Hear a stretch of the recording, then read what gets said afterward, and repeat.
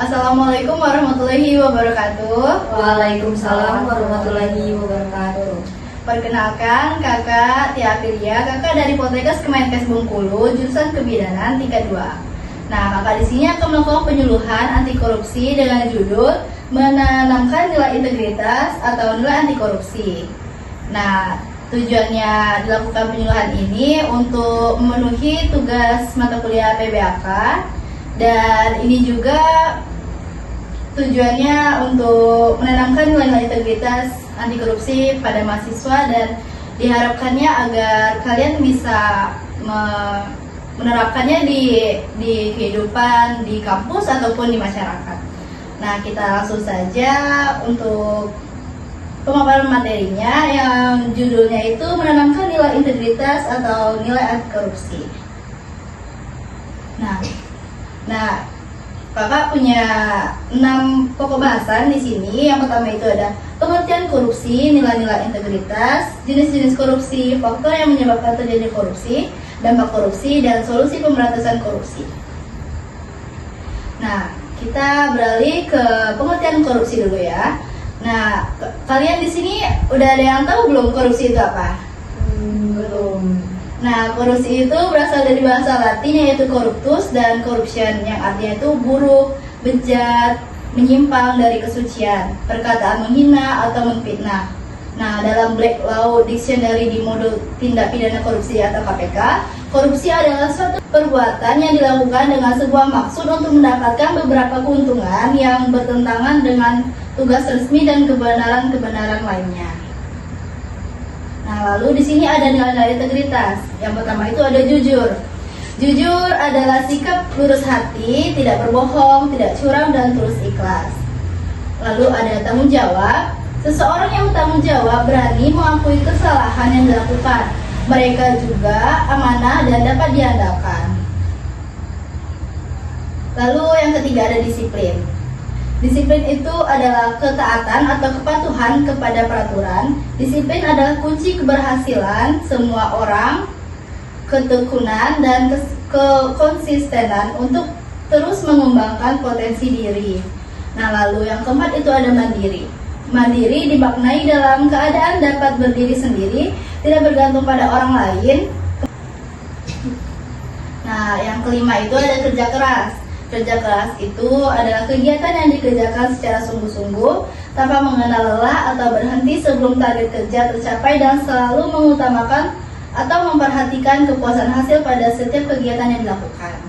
Lalu yang keenam itu ada sederhana. Sederhana memiliki pengertian bersahaja, tidak berlebih-lebihan, atau dapat dinyatakan sedang, dalam arti pertengahan, tidak tinggi, tidak rendah, dan sebagainya. Lalu ada berani. Berani adalah tidak takut menghadapi bahaya atau kesulitan. Orang yang berani memiliki hati yang mantap dan rasa percaya diri yang besar, pantang mundur dan tidak gentar. Lalu ada peduli. Makna peduli menurut KBBI adalah mengindahkan, memperhatikan, dan menghiraukan kejadian.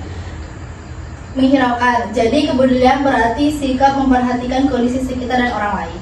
Lalu yang terakhir itu ada adil. Adil memiliki arti sama berat, tidak berat sebelah, dan tidak memihak. Nah, lalu ada jenis-jenis korupsi. Yang pertama itu ada kerugian keuangan negara, suap menyuap, penggelapan dalam jabatan, pemerasan, perbuatan curang. Lalu ada benturan kepentingan dalam pengadaan, gratifikasi. Yang terakhir. Lalu ada faktor-faktor yang menyebabkan terjadinya korupsi. Yang pertama itu ada faktor internal, faktor yang berasal dari dalam diri manusia sendiri. Yang pertama itu ada tamak, tidak kuat menghadapi godaan. Yang ketiga itu ekspektasi hidup tinggi sifat. Lalu yang keempat tidak mau atau malas bekerja keras. Lalu yang kelima ingin cepat kaya. Nah, sampai sini coba kakak tanya dulu, apakah ada yang ingin ditanyakan atau kurang paham? Oke, kita lanjut ya. Nah, lalu ada faktor eksternal, faktor luar yang mendorong terjadinya tindak korupsi. Nah, ya, faktor eksternal ini ada beberapa aspek. Yang pertama itu aspek ekonomi. aspek ekonomi itu yang pertama ada kurangnya pendapatan, lalu yang kedua itu kebijakan pemerintah mengenai ekonomi yang membuat situasi keuangan tidak stabil. Lalu ada aspek hukum, yang pertama itu kurangnya ketegasan penegak hukum. Lalu yang kedua, uang bisa menciptakan kebablasan hukum. Lalu ada aspek organisasi, kurangnya teladan dari petinggi, lemahnya sistem pengawasan keuangan, lalu tidak adanya kultur dan etos organisasi yang benar. Lalu pada aspek lingkungan itu ada korupsi kecil dianggap tindakan yang wajar. Lalu kita beralih ke dampak korupsi. Yang pertama itu dampak korupsi di bidang ekonomi. Yang pertama itu produktivitas menurun.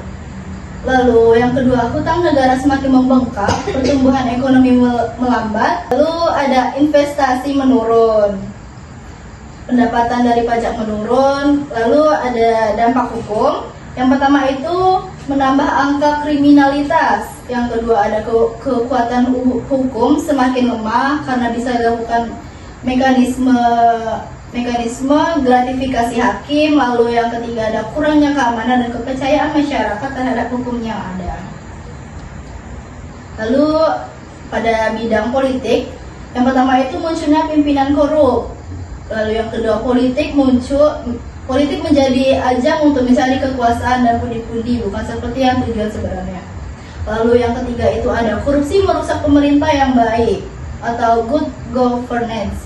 Lalu yang keempat itu ada fungsi pemerintah menjadi terganggu. Yang kelima, aliansi-aliansi terbentuk demi menguasai segelintir kepentingan tertentu.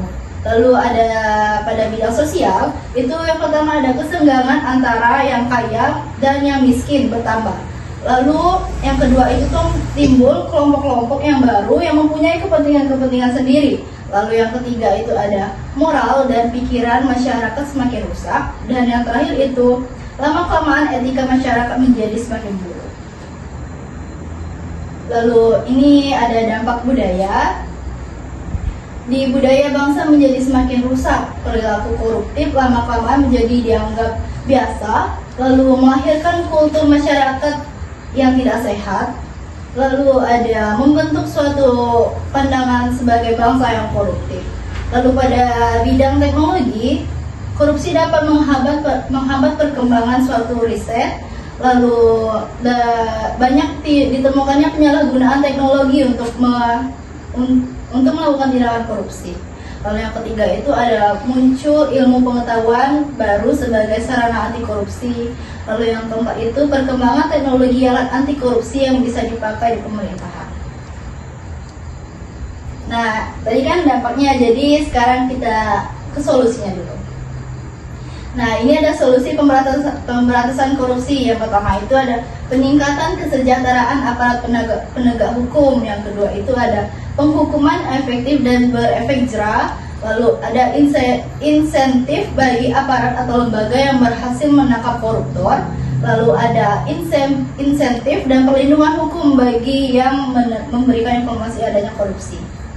Dan yang kelima itu ada sita massal terhadap aset koruptor. Yang keenam memaksimalkan peran serta publik. Lalu yang ketujuh itu perbaikan dan transparansi dalam penerimaan PNS. Yang kedelapan pengoptilan pembuktian terbalik dan perlindungan saksi. Lalu yang kesembilan menjalin kerjasama dengan dunia internasional. Nah, itu materi dari kakak. Sampai sini apa ada yang ingin tanyakan? Kak, mau itu Ya boleh. Contoh dari tindakan korupsi yang terjadi di kampus itu seperti apa sih, Kak? Nah, untuk tindakan korupsi di lingkungan kampus itu ada banyak. Nah, ini kakak sebutkan beberapa saja ya. Nah, jadi yang pertama itu ada penitipan absen pada teman, copy paste tugas teman, memberi hadiah kepada dosen, dan yang terakhir itu ada bolos kuliah. Nanti bisa searching aja ya. Oke, udah itu aja yang ingin ditanyakan, apa ada lagi? Cukup. Oke, kan udah ada yang bertanya tuh. Nah, untuk melihat pemahaman dari materi yang kakak sampaikan tadi, jadi kakak akan bertanya kepada kalian, yang bisa menjawab dapat hadiah. Wah, boleh tuh, Kak. Nah, yang pertama pertanyaannya itu dengar baik-baik ya. sebutkan 9 nilai-nilai anti korupsi.